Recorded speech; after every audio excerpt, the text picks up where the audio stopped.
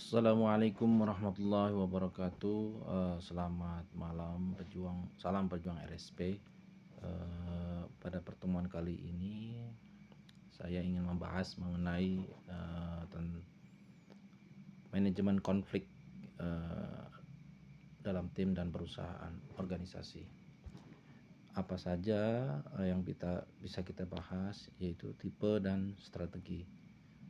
Pembahasan ini akan kita bahas jadi dua sesi. Yang pertama mengenai tipe konflik yang biasa terjadi dalam satu perusahaan. Dalam dinamika setiap organisasi, konflik memang merupakan sesuatu yang normal ya, apalagi karena adanya banyak keinginan dan kepentingan yang selalu yang tidak sama gitu. Namun konflik yang tidak dikelola dengan baik akan menjadi hal yang negatif. Di antaranya mungkin bisa jadi terjadi perpecahan, kemudian permusuhan dan persaingan yang tidak sehat.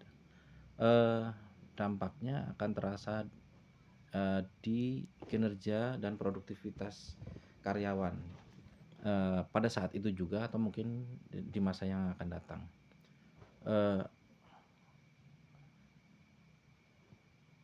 Ini bisa jadi meluas dan menjadi masalah yang serius bagi organisasi. Oleh karena itu atau kita perlu menguasai keterampilan manajemen konflik untuk mencegahnya. Dampak buruknya seperti apa? Manajemen konflik sendiri adalah upaya meredakan konflik dan menyatukan kembali pihak-pihak ya, melalui solusi yang dapat diterima oleh kedua pihak. Nah, yang pertama kita akan bahas mengenai tipe-tipenya. Ada 6 tipe manajemen konflik yang perlu kita ketahui. Yang pertama adalah identitas, diagnosis, kemudian yang ketiga adalah menyepakati solusi, kemudian penerapan putusan dan evaluasi. 6 tipe manajemen konflik ini, yang pertama adalah accommodating. Artinya yaitu Anda sebagai pihak ketiga menengahi konflik dengan membuka diri untuk menerima dan menampung seluruh aspirasi. Aspirasi itu bisa berupa pandangan dan pendapat dari kedua pihak yang terlibat konflik. Namun Anda bertindak sebagai pembuat keputusan atau penengah dengan solusi yang bisa menguntungkan salah satu pihak atau bisa juga seimbang atau adil gitu ya. Keputusannya bisa menguntungkan satu pihak atau juga adil atau sama-sama menguntungkan. Yang kedua adalah avoiding, yaitu langkah antisipasi yang dilakukan untuk mencegah dan menghindari potensi konflik. Di sini Anda harus punya daya analisis yang tajam terhadap dinamika organisasi dan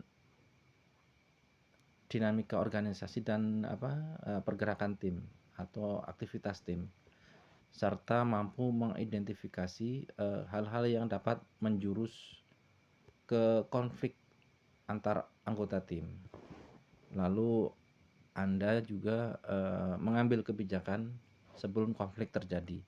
Jadi kita menganalisa situasi supaya konflik tidak terjadi secara serius.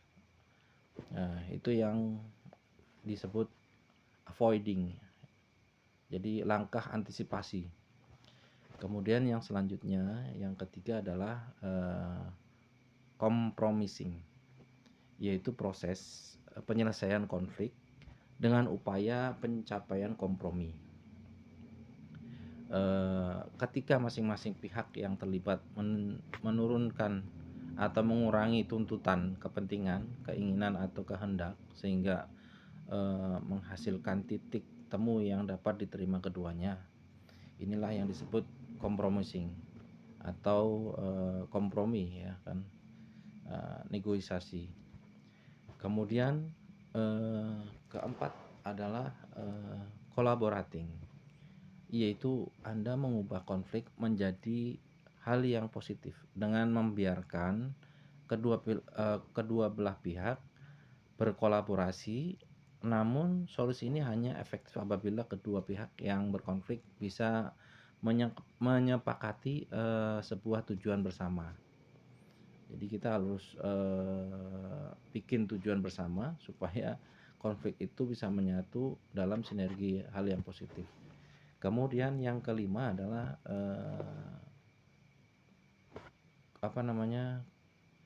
competing atau yaitu penyelesaian konflik dengan membiarkan kedua pihak yang berkonflik untuk berkompetisi secara sehat tentunya.